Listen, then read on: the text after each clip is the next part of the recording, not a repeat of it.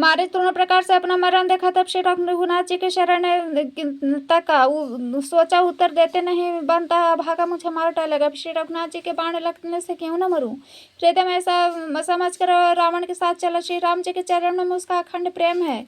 उसके मन में इस बात का हर्ष है कि आज मैं अपने परम स्नेही श्री रामचंद्र जी को देखूंगा, किंतु उसने यह हर्ष रावण को नहीं जनाया। धनुष बाण धारण किए जब मेरे पीछे पीछे पकड़ने के दौड़ते हुए प्रभु को मैं फिर फिर कर देखूंगा, मेरे समान धन दूसरा कोई नहीं है। जब रावण उस वन के निकट पहुंचा तब मारीच कपट मृग बन गया। वह अत्यंत ही विचित्र था, कुछ वर्णन नहीं किया जा सकता। सोने का शरीर मणियों से जड़कर बनाया गया था। सीता जी ने उस परम सुंदर हिरण को देखा जिसके अंग अंग की छटा अत्यंत मनोहर थी। वह कहने लगी, हे देव, हे कृपालु, सुनिए, इस मृग की छाल बहुत ही सुंदर है। जानकी जी ने कहा, है सत्य प्रतीक प्रभु, इसको मारकर इसका चमड़ा ला दीजिए ना। तब श्री रघुनाथ जी ने मारीच के कपट मृग बनने का सब कारण जानते हुए भी देवताओं का कार्य बनाने के लिए हर्षित होकर उठे। हिरण को देखकर श्री रामचंद्र जी कमर में फेंटा बांधा, हाथ में धनुष लेकर उस पर सुंदर बाण चढ़ाए। फिर प्रभु ने श्री लक्ष्मण जी को समझा कर कहा, हे भाई, वन में बहुत से राक्षस फिरते हैं, तुम बुद्धि और विवेक के द्वारा बल और समय का विचार करके सीता की रखवाली करना। प्रभु को देखकर मृग भाग चला। श्री राम जी भी धनुष चढ़ाकर उसके पीछे पीछे दौड़े। कि वेद जिसके विषय में नेति नेति कहकर रह जाते हैं, शिव जी भी उनके ध्यान में नहीं आते। वही एक माया के मृग के पीछे दौड़ रहे हैं। इस प्रकार कभी वो छिपता है, कभी प्रकट होता है। इस प्रकार प्रकट होता है, वो छिपता है तथा बहुतेरे छल करते हुए प्रभु को दूर ले गया। तब श्री रामचंद्र जी ने तक कर कठोर बाण मारा। वह घोर शब्द करके पृथ्वी पर गिर पड़ा। पहले लक्ष्मण जी का नाम लेकर उसके पीछे मन में श्री राम जी का स्मरण किया। प्राण त्यागते समय उसने अपना राक्षसी शरीर प्रकट किया। प्रेम सहित श्री राम जी का स्मरण किया। सुजान सर्वज्ञ श्री राम जी ने उसके हृदय के प्रेम को पहचान कर उसे अपनी परम गति दी, जो मुनियों को भी दुर्लभ है। देवता बहुत ही फूल बरसा रहे हैं, प्रभु के गुण की कथाएं गा रहे हैं। श्री रघुनाथ जी ऐसे दिन बंद हुए हैं कि उन्होंने असुर को भी अपना परम पद दे दिया। दुष्ट मारीच को मारकर श्री रघुवीर जी तुरंत लौट पड़े, हाथ में धनुष, कमर में तरकस शोभा दे रहे। इधर जब सीता जी ने दुख भरी वाणी हाँ लक्ष्मण की आवाज सुनी तो बहुत ही भयभीत होकर लक्ष्मण जी से कहने लगी, तुम शीघ्र जाओ, तुम्हारे भाई बड़े संकट में हैं। लक्ष्मण जी ने हंसकर कहा, हे माता सुनो, जिनके भ्रिकुटी विलास मात्र से सारे श्रेष्ठ का लय हो जाता है, वे श्री रामचंद्र जी के क्या कभी स्वप्न में संकट में पड़ सकते हैं। इस पर सीता जी कुछ हृदय में चुभने वाले वचन कहने लगी। तब भगवान की प्रेरणा से लक्ष्मण जी का मन चंचल हो उठे। श्री सीता जी को वन और दिशाओं को देवताओं को सौंप कर वहां चले जहां रावण के रूपी चंद्रमा के लिए राहु श्री रामचंद्र जी थे। रावण सुना मौका देकर साधु के वेश में श्री सीता जी के पास है, जिसके डर से देवता इतने डरते हैं कि रात को नींद नहीं आती, दिन में भरपेट अन्न नहीं खाते। वही 10 सिर वाला रावण कुत्ते की तरह इधर उधर ताकता हुआ चोरी करने के लिए चला है। गरुड़ जिस प्रकार कुमार्ग पर पैर रखते हैं, शरीर में तेज तथा बुद्धि का बल का लेश भी नहीं रह जाता। सुना पाकर कुत्ता चुपके से बर्तन भाड़े में मुंह डालकर कुछ चुरा ले जाते हैं, उसे भड़ियाई कहते हैं। रावण ने अनेक प्रकार के सुहावने कथाएं रचकर सीता जी को राजनीति, भय और प्रेम दिखलाए। सीता जी ने कहा, हे अति गोसाई सुनो, तुमने तो दुष्ट की तरह वचन कहे। तब रावण ने अपना असली रूप दिखलाया। जब नाम सुनाया तो सीता जी भयभीत हो गई। उन्होंने गहरा धीरज धर के कहा, अरे दुष्ट, खड़ा तो रह, प्रभु आ गए। जैसे ही सिंह की स्त्री तू को तुक्ष खरगोश चाहे, वैसे ही अरे राक्षस राज, तू मेरे चाह करके काल के वश के हुआ। इस वचन सुनते ही रावण को क्रोध है, परंतु मन में उसके सीता जी के चरणों की वंदना करके सुख माना। फिर क्रोध में भर कर रावण ने सीता जी को रथ पर बैठा लिया और बड़ी उतावली के साथ आकाश से चला, किंतु डर के मारे उसके रथ हाँके नहीं जाता। सीता जी विलाप कर रही है, हा जगत के अद्वितीय वीर श्री रघुनाथ जी, आपने किस अपराध से मुझ पर दया भुला दी। दुखों का हरने वाले, है शरणागत के सुख देने वाले, हा रघुकुल रूपी कमल के सूर्य, हा लक्ष्मण, तुम्हारा दोष नहीं, मैंने क्रोध किया, उसका फल पाया। जानकी जी बहुत प्रकार से विलाप कर रहे हैं। प्रभु की कृपा तो बहुत है, परंतु स्नेही प्रभु बहुत दूर रह गए। प्रभु को मेरी यह विपत्ति कौन सुनावे। याग के अन्न को गधा खाना चाहता है। सीता जी का भारी विलाप सुनकर जड़ चेतन सभी जीव दुखी हो गए। गृहराज जटायु ने सीता जी की दुख भरी की वाणी सुनकर पहचान लिया कि यह रघुकुल तिलक श्री रामचंद्र जी की पत्नी है। नीच राक्षस इनको बुरी तरह लिया जा रहा है, जैसे कपिला गाय मलेच्छ के पाले पड़ गई हो। वह बोला, है सीते पुत्री, ये भय मत कर, मैं उस राक्षस का नाश करूंगा। यह कहकर वह पक्षी क्रोध में भर कर कैसे दौड़ा जैसे पर्वत की ओर वज्र छूटता हो। उसने ललकार कर हरे हरे दुष्ट, खड़ा क्यों नहीं होता, निडर होकर चल दिया, मुझे तूने नहीं जाना। उसको यमराज के समान आता हुआ देख रावण घूम कर मन में अनुमान करने लगा कि यह तो मैनाक पर्वत है, पक्षियों का स्वामी गरुड़, पर वह गरुड़ तो अपने स्वामी विष्णु सहित मेरे बाल को जानता है। कुछ पास आने पर रावण ने उसे पहचान लिया और बोला, यह तो बूढ़ा जटायु है, यह मेरे हाथ रूपी तीर्थ में शरीर छोड़ेगा। यह सुनते ही कि क्रोध में भरकर बड़े वेग से दौड़ा और बोला, रावण, मेरे सिखावन सुन, जानकी को छोड़कर कुशल पूर्वक अपने घर चला जाना है तो बहुत भुजाओं वाले ऐसा होगा कि श्री राम जी की क्रोध रूपी अत्यंत भयानक अग्नि में तेरा सारा वंश पतिंगा होकर भस्म हो जाएगा। योद्धा रावण कुछ उत्तर नहीं देता तथा गिद्ध क्रोध करके दौड़ा। उसने रावण के बाल पकड़कर उसे रथ से नीचे उतार लिया। रावण पृथ्वी पर गिर पड़ा। गिद्ध सीता जी को एक ओर बैठाकर फिर लौटा और चोंचों से मार मार कर रावण के शरीर को विदीर्ण कर डाला। इससे उसे एक घड़ी के लिए मूर्छा हो गई। तब खिसियाए हुए रावण ने क्रोध युक्त होकर अत्यंत भयानक कटार निकाली। उसने जटायु के पंख काट डाले। जटायु श्री राम जी के अद्भुत लीला का स्मरण करके पृथ्वी पर गिर पड़ा। सीता जी को फिर रथ पर चढ़ाकर रावण बड़े उतावले के साथ चला। उसे भय कम न था। सीता जी आकाश में विलाप करती हुई जा रही है, मानो व्याध के वश में पड़ी हुई कोई भयभीत हिरनी हो। पर्वत पर बैठे हुए कुछ बंदरों ने देखा। सीता जी ने हरि नाम लेकर वस्त्र डाल दिया। इस प्रकार वह सीता जी को ले गया, उसे अशोक वन में जा रखा। सीता जी को बहुत प्रकार से भय प्रीति दिखाकर जब वह दुष्ट हार गया, तब उसे यत्न करके अशोक वृक्ष के नीचे रख दिए। जिस प्रकार कपट मृग के साथ श्री रामचंद्र जी दौड़ चले थे, उसी छवि को हृदय में रखकर वे हरि नाम राम नाम रटती रहती हैं। इधर श्री रघुनाथ जी ने छोटे भाई लक्ष्मण को आते तक ब्रह्म रूप में बहुत चिंता की और कहा, है भाई, तूने जानकी को अकेली छोड़ दिया, मेरी आज्ञा का उल्लंघन करके यहाँ चले आए। राक्षसों के झुंड वन में फिरते रहते हैं। मेरे मन में ऐसा आता है कि सीता आश्रम में नहीं है। छोटे भाई लक्ष्मण जी ने श्री राम जी के चरण कमलों को पकड़कर हाथ जोड़कर कहा, है नाथ, मेरा कुछ भी दोष नहीं। लक्ष्मण जी सहित प्रभु श्री राम जी वहां गए जहाँ गोदावरी के तट पर उनका आश्रम था। आश्रम को जानकी जी से रहित देखकर श्री राम जी असाधारण मनुष्य के भांति व्याकुल और दीन हो गए। वे विलाप करने लगे, हा गुणों की खान जानकी, हा रूपशील व्रत और नियमों में पवित्र सीते। लक्ष्मण ने बहुत प्रकार से समझाया। तब श्री राम जी लता और वृक्षों की पत्तियों से पूछते हुए चले, हे पक्षियों, हे पशुओं, हे भौरों की पत्तियों, तुमने कहीं मृगनयनी सीता को देखा है? खंजन, तोता, कबूतर, हिरन, मछली, भौरों का समूह, प्रवीण, कोयल, कुंदकाली, अनार, बिजली, कमल, शरद का चंद्रमा, नागिनी, वरुण का पाश, कामदेव, धनुष, हंस, गज, सिंह सब आज अपनी प्रशंसा सुन रहे हैं। बेल, सुवर्ण में केला हर्षित हो रहे। इतने में मन में जरा भी शंका और संकोच नहीं है जानकी, तो सुनो, तुम्हारे बिना ये सब आज ऐसे हर्षित है मानो राज पा गए हो, अर्थात तुम्हारे अंगों के समान ये सब दुख से अपमानित और लज्जित थे। आज तुम्हें न देख कर अपने शोभा के अभिमान में कूदे रहे हैं। तुमने यहाँ अनख स्पर्धा कैसे सही जाती है प्रिय, तुम शीघ्र प्रकट क्यों नहीं होती? इस प्रकार स्वामी श्री राम जी सीता जी को खोजते हुए विलाप करते हैं, मानो कोई महावीर ही अत्यंत कामी पुरुष हो। पूर्ण काम आनंद की राशि अजन्मा अविनाशी श्री राम जी मनुष्यों से चरित्र कर रहे हैं। आगे उन्होंने गृधपति जटायु को पड़ा देखा। श्री राम जी चंद्र जी के चरणों का स्मरण कर रहा था, जिसमें ध्वजा, कुलिश आदि रेखाएं चिन्ह हैं। कृपा सागर श्री रघुवीर ने अपने कर कमल से उसके सिर का स्पर्श किया, उसके सिर पर कर कमल फेर दिया। शोभाधाम श्री राम जी का परम सुंदर मुख देखकर उसकी बड़े सब पीड़ा जाती रही। तब धीरज धरकर गिद्ध ने कहा, यह वचन कहा, है भाव के भय का नाश करने वाले श्री राम जी, सुनिए। हे नाथ, रावण मेरी यह दशा की है, उस दुष्ट ने जानकी को हर लिया है। हे गोसाई, वह उसे लेकर दक्षिण दिशा को गया है। सीता जी कूर्ज की तरह अत्यंत विलाप कर रही थी। हे प्रभु, मैंने आपके दर्शनों के लिए प्राण रोक रखे थे, हे कृपा निधान, अब वे चलना ही चाहते हैं। श्री रामचंद्र जी ने कहा, हे तात, शरीर को बनाए रखिए। तब उसने मुस्कुराते हुए मुंह से यह बात कही, मरते समय जिसका नाम मुख में आ जाने से अधम भी मुक्त हो जाता है, ऐसे वेद गाते हैं। वही आप मेरे नेत्रों के विषय होकर सामने खड़े हैं नाथ।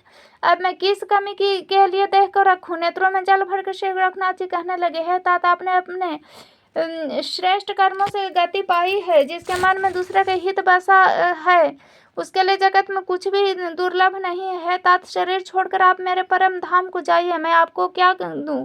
आप तो पूर्ण काम है, सब कुछ पा चुके हैं। है तात, सीताहरण की बात आप जाकर पिताजी से न कहिएगा। यदि मैं राम हूँ तो दशमुख रावण कुटुंब सहित वहां जाकर स्वयं ही कहेगा। जटायु ने गिद्ध की देह त्याग कर हरि का रूप धारण किया और बहुत से अनुपम आभूषण दिव्य पीताम्बर पहन लिए। शरीर श्याम शरीर है, विशाल चार भुजाएं और नेत्रों में जल भरकर स्तुति कर रहा है। राम जी आपकी जय हो। आपका रूप अनुपम है, आप निर्गुण है, सगुण है, सत्य ही गुणों के प्रेरक। 10 सिर वाले रावण के प्रचंड भुजाओं को खंड खंड करने के लिए प्रचंड बाण धारण करने वाले, पृथ्वी को सुशोभित करने वाले, जल युक्त मेघ के समान श्याम शरीर वाले, कमल के समान मुख और लाल कमल के समान विशाल नेत्रों वाले, विशाल भुजाओं वाले, भव भय से छुड़ाने वाले कृपालु श्री रामचंद्र जी को मैं नित्य नमस्कार करता हूँ। आप अपरिमित बल वाले, अनादि अजन्म अव्यक्त, एक गोचर गोविंद, इंद्रियों से अतीत, द्वंद्वों को हरने वाले, विज्ञान की घन मूर्ति, पृथ्वी के आधार तथा जो संत राम मंत्र को जपते हैं उस अनंत सेवक के मन को आनंद देने वाले, उन निष्काम प्रिय तथा काम आदि दुष्टों के दल का दलन करने वाले श्री रामचंद्र जी को मैं नित्य नमस्कार करता हूँ। जिनकी श्रुतियाँ निरंजन माया से परे अव्यक्त व्यापक निर्विकार जन्म रहित कहकर गान करते हैं। उन्हें जिन्हें ध्यान ज्ञान वैराग्य योग आदि अनेक साधन करके पाते हैं, वह करुणा कंद शोभा के समूह प्रकट होकर जड़ चेतन समस्त जगत को मोहित कर रहे हैं। मेरे हृदय कमल के ब्रह्म रूप उनके अंग अंग में बहुत से कामदेव की छवि शोभा पा रही है, जो अगम सुगम है, निर्मल स्वभाव है, विषम अवसम है और सदा शीतल है। मन और इंद्रियों को सदा वश में करते हुए योगी बहुत साधन करने पर जिन्हें देख पाते हैं, तीनों लोगों के स्वामी रमा निवास श्री राम जी निरंतर अपने दासों के वश में रहते हैं। वे ही मेरे हृदय में निवास करे, जिनके पवित्र की कीर्ति आवागमन को मिटाने वाली है। खंड भक्ति का वर मानकर गृहराज जटायु श्री हरि के परम धाम को चला। श्री रामचंद्र जी ने उसकी दाह कर्म आदि सारी क्रियाएं यथा योग अपने हाथों से की। श्री रघुनाथ जी का अत्यंत कोमल चित्त वाले, दिन दयालु और बिना ही कारण कृपालु है। गिद्ध अधम पक्ष या मांसाहारी था, उसको भी वह दुर्लभ गति दी जिसे योगी जन मांगते रहते हैं। शिव जी कहते हैं, हे पार्वती, वे लोग अभागे हैं जो भगवान को छोड़कर विषयों में अनुराग करते हैं। फिर दोनों भाई सीता को खोजते हुए आगे चले। वे वन की सघनता देखते हुए जाते हैं। वह सघन वन लताओं और वृक्षों से भरा है, उसमें बहुत से पक्षी पशु मृग हाथी सिंह रहते हैं। श्री रामचंद्र जी रास्ते में आते हुए कबंध राक्षस को मार डाला। उसने अपने शाप की सारी बात कही। वह बोला, दुर्वासा जी ने मुझे शाप दिया था, प्रभु के चरणों को देखने से वह पाप मिट गया। श्री रामचंद्र जी ने कहा, है गंधर्व सुनो, मैं तुम्हें कहता हूँ, ब्रह्मकुल से द्रोह करना तुम्हारे मुझे नहीं सुहाता। मन वचन कर्म से कपट छोड़कर जो भूदेव ब्राह्मण की सेवा करता है, मुझ समेत ब्रह्म शिव आदि सब देवता उसके वश में हो जाते हैं। शाप देता हुआ, मारता हुआ, कठोर वचन कहता हुआ भी ब्राह्मण पूजनीय जैसा संत कहते हैं। शील और गुणों से हीन ब्राह्मण पूजनीय है, गुणवानों से युक्त और ज्ञान में निपुण भी शूद्र पूजनीय नहीं है। श्री राम जी ने अपना धर्म भागवत धर्म कहकर वो सब समझा। अपने चरणों में प्रेम देकर वह उनके मन को भाया। तदंतर श्री रघुनाथ जी चरण कमलों में सिर नवाकर अपनी गति पाकर आकाश में चला। उदार श्री रामचंद्र जी उसे गति देकर शबरी के आश्रम में पधारे। शबरी जी ने श्री रामचंद्र जी को घर में आए देख तब मुनि मतंग जी के वचनों को याद करके उनका मन प्रसन्न हो गया। कमल सदृश नेत्र, विशाल भुजा वाले, सिर पर जटाओं का मुकुट, हृदय पर बनमाला धारण किए, सुंदर सांवले और गोरे दोनों भाइयों के चरणों की शबरी लिपट पड़ी। वे प्रेम मग्न हो गई, मुख से वचन नहीं निकलता, बार बार चरण कमलों में सिर नवा रहे हैं। फिर उन्हें जल लेकर आदर पूर्वक दोनों भाइयों का चरण धोए, फिर उन्हें सुंदर आसनों पर बैठाया। उन्होंने अत्यंत रसीले स्वादिष्ट कंद मूल फल लाकर श्री रामचंद्र जी को दिए। प्रभु ने बार बार प्रशंसा करके उन्हें प्रेम सहित खाया। फिर वे हाथ जोड़कर आगे खड़ी हो गई। प्रभु को देखकर उसका प्रेम अत्यंत बढ़ गया। उन्होंने कहा, मैं किस प्रकार आपकी स्तुति करें। मैं नीच जाति की अत्यंत मूढ़ बुद्धि हूँ। जो अधम से भी अधम स्त्रियाँ, उनमें भी अत्यंत अधम है, उनमें भी पाप नाशन में मंद बुद्धि हुए। श्री रघुनाथ जी ने कहा, है भामिनी, मेरे बात सुन। मैं केवल एक भक्ति ही का संबंध मानता हूँ। जाति पाति कुल धर्म बड़ाई धन बल कुटुंब गुण चतुरता, इन सब के होने पर भी भक्ति से रहित मनुष्य कैसा लगता है, जैसे जलहीन बादल दिखाई दे पड़ता है। मैं तुझसे अब अपनी नवधा भक्ति कहता हूँ, तुम सावधान होकर सुन और मन में धारण कर। पहली भक्ति संतों का सत्संग, दूसरी भक्ति मेरे कथा प्रसंग में प्रेम, तीसरी भक्ति अभिमान रहित होकर गुरु के चरण कमलों की सेवा, और चौथी भक्ति यह है कि कपट छोड़कर मेरे गुण समूह का गान करे, मेरे राम मंत्र का जाप, मुझमें दृढ़ विश्वास है। पांचवी भक्ति जो वेदों में प्रसिद्ध है। छठी भक्ति इंद्रियों का निग्रह शील, अच्छा स्वभाव या चरित्र, बहुत कार्यों से वैराग्य और निरंतर संत पुरुषों के धर्म में आचरण में लगे रहना। सातवीं भक्ति है जगत भर में समभाव, मुझे में ओतप्रोत देखना, संतों को मुझसे भी अधिक करके मानना। आठवीं भक्ति है जो कुछ मिल जाए उसी में संतोष करना, स्वप्न में भी पराये दोषों को न देखना। नवीं भक्ति है सरलता के और सबके साथ कपट रहित बर्ताव करना, हृदय में ऐसा भरोसा रखना कि किसी भी अवस्था हर्ष और दैन्य का न होना। इन नवों में जिनमें के एक भी होते हुए स्त्री पुरुष व जड़ चेतन कोई भी हो, हे भामिनी, मुझे वह अत्यंत प्रिय है। फिर मुझ तो सब प्रकार से भक्त दृढ़ है, अतवा जो गति दे योगियों को भी दुर्लभ हुआ ही आज तेरे लिए सुलभ हो गई है।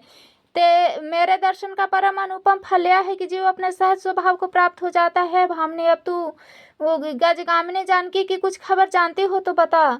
शबरी ने कहा, है रघुनाथ जी, आप पंपा नामक सरोवर को जाइए, वहां आपकी सुग्रीव से मित्रता होगी। हे देव, हे रघुवीर, वह सब हाल बतावेगा।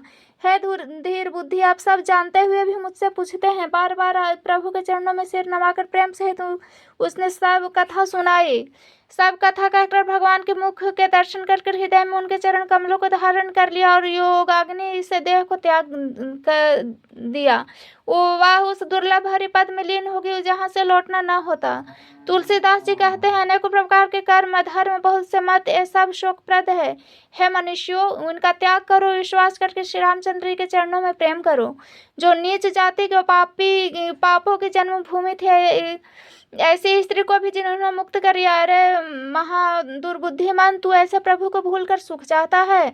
श्री रामचंद्र जी ने वन को भी छोड़ दिया और वे आगे चले। दोनों भाई अतुल्य बलवान और मनुष्यों के सिंह समान है। प्रभु विरही की तरह विषाद करते हुए अनेक कथाएं संवाद करते हैं। हे लक्ष्मण, जरा वन की शोभा तो देखो, इसे देखकर किसका मन क्षुब्ध नहीं होगा। पक्षी और पशु के समूह सभी स्त्री सहित है मारो मेरी निंदा कर रहे हैं। हमें देखकर हिरणों के झुंड भागने लगते हैं। जब हिरनियां उनसे कहती हैं कि तुमको भय नहीं है, तुम तो साधारण हिरणों से पैदा हुए हैं, तो तुम आनंद करो, ये तो सोने का हिरण खोजने आए हैं। हाथनियों को साथ लगा लेते हैं। वे मानो मुझसे शिक्षा देते हैं कि स्त्री को कभी अकेले नहीं छोड़ना चाहिए। भले भांति चिंतन किए हुए शास्त्रों को भी बार बार देखते रहना चाहिए। अच्छी तरह सेवा की हुई भी राज्य वश में नहीं समझना चाहिए। और स्त्री को चाहे हृदय में ही क्यों न रखा जाए, परंतु युवती स्त्री शास्त्र और राजा किसी के वश में नहीं रहते। है तात, उस सुंदर वसंत को देखो, प्रिया के बिना मुझे को यह भय उत्पन्न कर रहा है। मुझे वीरा से व्याकुल बलहीन और बिल्कुल अकेला जानकर कामदेव ने वन भारों और पक्षियों के साथ लेकर मुझ पर धावा बोल दिया है। परंतु जब उनका दूत यह देख गया कि मैं भाई के साथ हूँ, तब उसका बात सुनकर कामदेव ने मानो सेना को रोककर डेरा डाल दिया है। विशाल वृक्षों में लताएं उलझी हुई ऐसे मालूम होती है मानो नाना प्रकार के तंबू तान दिए गए हैं। केला और ताड़ सुंदर ध्वजा पताके के समान, इन्हें देखकर वही नहीं मन मोहित होता जिसका मन धीर है। अनेकों वृक्ष नाना प्रकार से फूले हुए हैं, मानो अलग अलग बाना धारण किए हुए बहुत से तीरंदाज हो। कहीं कहीं सुंदर वृक्ष शोभा दे रहे हैं, मानो योद्धा लोग अलग अलग होकर छावनी डाले हों। कोयले पूंज रही है, वहीं मानो मतवाले हाथी चिघाड़ रहे हैं। ढेक और महोख पक्षी मानो ऊँट और खच्चर हैं। मोर, चकोर, तोते, कबूतर और हंस मानो सब सुंदर ताजे अरबी घोड़े हैं।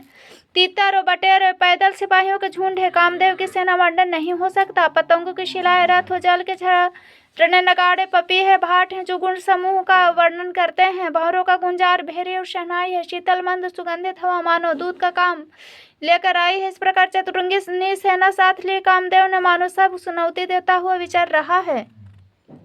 हे लक्ष्मण, कामदेव की इस सेना को देखकर जो धीर बने रहते हैं, जगत में उन्हीं वीरों में प्रतिष्ठा होती है। इस कामदेव के एक स्त्री का बड़ा भारी बल है, उससे जो बच जाए वह श्रेष्ठ योद्धा है।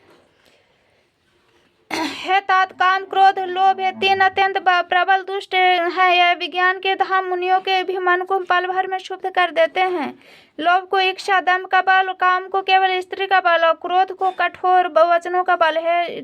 श्रेष्ठ मुनि विचार कर ऐसा कहते हैं। शिव जी कहते हैं, हे पार्वती, श्री रामचंद्र जी गुणातीत, तीनों गुणों से परे हैं, चराचर जगत के स्वामी, सबके अंतर की जानने वाले। उपयुक्त बातें कहकर उन्होंने कामी लोगों की दीनता, बेबसी दिखलाई और धीर विवेकी मनुष्यों के मन में वैराग्य दृढ़ किया। क्रोध, काम, लोभ, मद और माया सब श्री रामचंद्र जी के दया से छूट जाते हैं। वह नटराज भगवान जिस पर प्रसन्न होते हैं वह मनुष्य माया में नहीं भूलता है। मैं तुम्हें अपना अनुभव कहता हूँ। हरि का भजन ही सत्य है, सारा जगत तो स्वप्न है। फिर प्रभु श्री राम जी पंपा नगर सुंदर और गहरे सरोवर के तीर पर गए। उसका जल सीता संतों के हृदय जैसा निर्मल है, मन को हरने वाले। सुंदर 4 घाट बंधे हैं, भांति भांति के पशु जहाँ तहाँ जल पी रहे हैं, मानो उदार दाने मनुष्य के घर याचकों की भीड़ लगी हो। घने पुरैनों की आड़ में जल का जल्दी पता नहीं चलता, जैसा माया के ढके रहने के कारण निर्गुण ब्रह्म नहीं दिखता। उस सरोवर के अत्यंत अथाह जल में सब मछलियां सदा एक रस सुखी रहती हैं, जैसे धर्मशील पुरुषों के सब दिन सुखपूर्वक बीतते हैं। उसमें रंग बिरंगे कमल खिले हुए, बहुत से भंवरे मधुर स्वर से गुंजार कर रहे हैं। जल के मुर्गे और राजहंस बोल रहे हैं, मानो प्रभु को देखकर उनकी प्रशंसा कर रहे हों।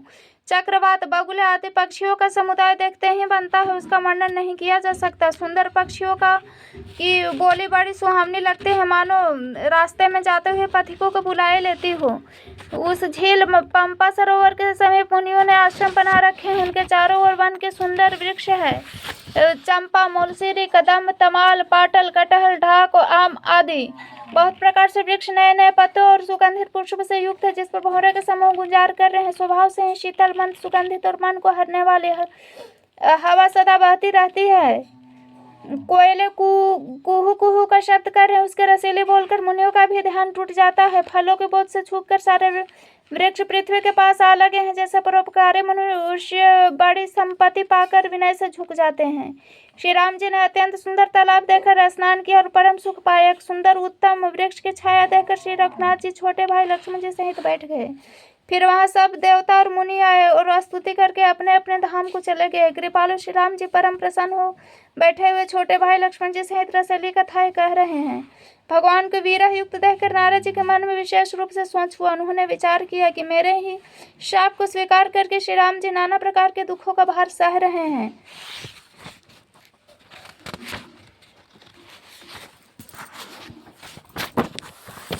ऐसे भक्त वत्सल प्रभु को जाकर देखूं, फिर ऐसा अवसर न मिल पावेगा।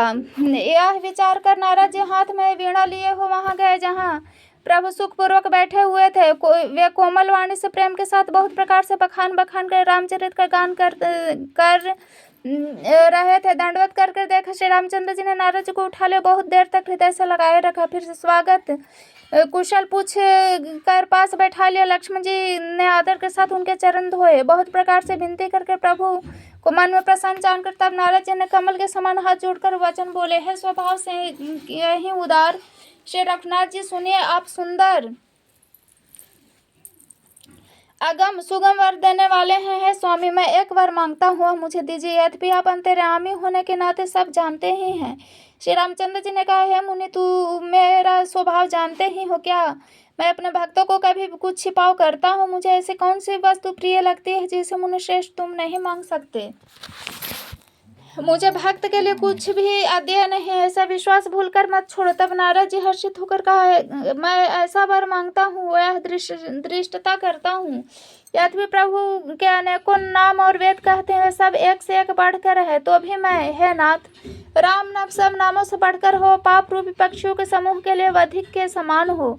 आपकी भक्ति पूर्णिमा की रात्रि है, उसमें राम नाम यही पूर्ण चंद्रमा होकर अन्य सब तारागण को भक्तों के हृदय रूपी निर्मल आकाश में निवास करे।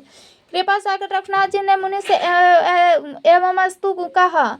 तब नारद जी ने मन में अत्यंत हर्षित होकर प्रभु के चरणों में मस्तक नवाया। श्री रघुनाथ जी ने अत्यंत प्रसन्न होकर नारद जी की कोमल वाणी से बोले, हे राम जी, हे रघुनाथ जी, सुनिए। जब आपने अपनी माया से प्रेरित करके मुझे मोहित किया था, तब मैं विवाह करना चाहता था। हे प्रभु, आपने मुझे किस कारण विवाह नहीं करने दिया? प्रभु बोले, है मुनि, सुनो, मैं तुम्हें हर्ष के साथ कहता हूँ कि जो समस्त आशा भरोसा छोड़कर केवल मुझको ही भजते हैं, मैं सदा उनके वैसे ही रखवाली करता हूँ जैसे माता बालक की रक्षा करती है। छोटा बालक जब दौड़कर आग और सांप को पकड़ने जाता है, तो वह माता उसे अपने हाथों से अलग करके बचा लेती है। सयाना हो जाने पर उस पुत्र पर माता प्रेम तो करती है, परंतु पिछली बात नहीं रहती, अर्थात मातृपरायण शिशु की तरह फिर उसको बचाने की चिंता नहीं रहती, क्योंकि वह माता पर निर्भर न कर अपनी रक्षा आप करने लगता है। ज्ञानी मेरे प्रौढ़ सयाने पुत्र के समान है, और तुम्हारे जैसा अपने बल का मान रखने न करने वाला सेवक मेरे शिशु पुत्र के समान है। मैं सेवक को केवल मेरा ही बल रहता है, और उसे अपना, ज्ञानी को अपना बल होता है, पर काम क्रोध रूपी शत्रु को तो दोनों के लिए है, क्योंकि वह मेरे परायण होकर भी बल मानता है, परंतु अपने बल को मानने वाले ज्ञानी शत्रुओं का नाश करने की जिम्मेदारी मुझ पर नहीं है। ऐसा विचार कर पंडित जन मुझको ही भजते हैं। वे ज्ञान के प्राप्त होने पर भी भक्ति को नहीं छोड़ते। काम क्रोध लोभ मद आदि मोह ही प्रबल सेना है। माया रूपिणी स्त्री तो अत्यंत दारुण दुख देने वाली है मुनि, सुनो।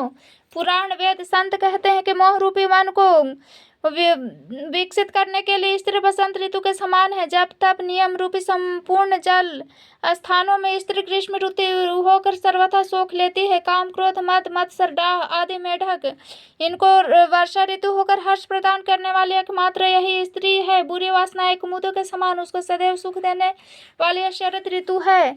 समस्त धर्म कमलों के झुंड यह नीच सुख देने वाले स्त्री हिम ऋतु होकर उन्हें जला डालते हैं। फिर ममता रूपी जवास का संपूर्ण वन स्त्री रूपी शिशिर ऋतु को पाकर हरा भरा हो जाता है। पाप रूपी उल्लू के समूह के लिए स्त्री सुख देने वाली घोर अंधकारमयी रात्रि और बुद्धि बल शील सत्य सब मछलियां हैं, उनको फंसाकर नष्ट करने के लिए स्त्री बंसी के समान है। चतुर पुरुष ऐसा कहते हैं।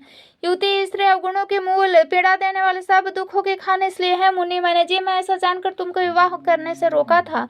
श्री रघुनाथ जी ने सुंदर वचन सुनकर मुनि का शरीर पलकित हो गया और नेत्र भर आए। वे मन ही मन कहने लगे, कहो तो किस प्रभु की ऐसी रीति है जिसका सेवक पर इतना ममता व प्रेम हो? जो मनुष्य ब्रह्म को त्याग कर ऐसे प्रभु को नहीं भजते वे ज्ञान कंगाल कुबुद्धि और अभागे हैं। फिर नारद मुनि आदर सहित बोले, है विज्ञान विशारद श्री राम जी, सुनिए। मैं है रघुवीर है भय का नाश करने वाले मेरे नाथ, कृपा करके संतों के लक्षण कहिए। है मुनि सुनो, मैं संतों का गुण कहता हूँ जिनके कारण मैं उनके वश में रहता हूँ। वे संत काम क्रोध लोभ मोह मद मत्सर छह विकारों को जीते हुए पाप रहित कामना रहित निश्चल स्थिर बुद्धि अकिंचन बाहर भीतर से पवित्र सुख के धाम असीम ज्ञानवान इच्छा रहित मिताहारी सत्यनिष्ठ कवि विद्वान योगी सावधान दूसरों को मान देने वाले अभिमान रहित धैर्यवान धर्म के ज्ञान और आचरण में अत्यंत निपुण गुणों के घर संसार के दुखों से रहित संदेहों से सर्वथा छूटे हुए होते हैं। मेरे चरण कमलों को छोड़कर उनको न देह ही प्रिय होती है न घर ही। कानों से अपने गुण सुनने में सकुचाते हैं, दूसरे के गुण सुनने में विशेष हर्षित होते हैं, सम और शीतल है, न्याय का कहीं त्याग नहीं करते, सरल स्वभाव होते हैं और सभी प्रेम से प्रेम करते हैं। वे जब तप व्रत दम संयम नियम में रत रहते हैं, गुरु गोविंद तथा ब्राह्मणों के चरणों में प्रेम करते हैं, उनमें श्रद्धा, क्षमा, मैत्री, दया, मुदिता और मेरे चरणों में निष्कपट प्रेम होता है तथा वैराग्य, विवेक, विनय, विज्ञान, परमात्म तत्व का ज्ञान, वेद पुराण यथार्थ ज्ञान रहता है। वे दम्भ अभिमान मद कभी नहीं करते और भूल कर भी कुमार्ग पर पैर नहीं रखते, सदा मेरी लीलाओं को गाते सुनते हैं और बिना ही कारण दूसरों के हित में लगे रहने वाले हैं। हे मुनि सुनो, संतों के जितने गुण हैं उनको सरस्वती वेद भी नहीं कह सकते, शेष और शारदा भी नहीं कह सकते। सुनते हैं नारद जी ने श्री रामचंद्र जी के चरण कमल पकड़ लिए। दीन बंधु कृपालु प्रभु ने इस प्रकार अपने श्रीमुख से अपने भक्तों के गुण कहे। भगवान के चरणों में बार बार सिर नवाकर नारद जी ब्रह्मलोक को चले। तुलसीदास जी कहते हैं कि वे पुरुष धन्य हैं जो सब आशा छोड़कर केवल श्रीहरि के रंग में रंगे हैं। जो लोग रावण के शत्रु श्री रामचंद्र जी का पवित्र यश गावेंगे, सुनेंगे, वे वैराग्य जप योग के बिना ही श्री राम जी की दृढ़ भक्ति पावेंगे। युवती स्त्रियों का शरीर दीपक के लौ के समान है। हे मन, तुम उनका पतंगा न बन, काम और मद को छोड़कर श्री रामचंद्र जी का भजन और सदा सत्संग कर।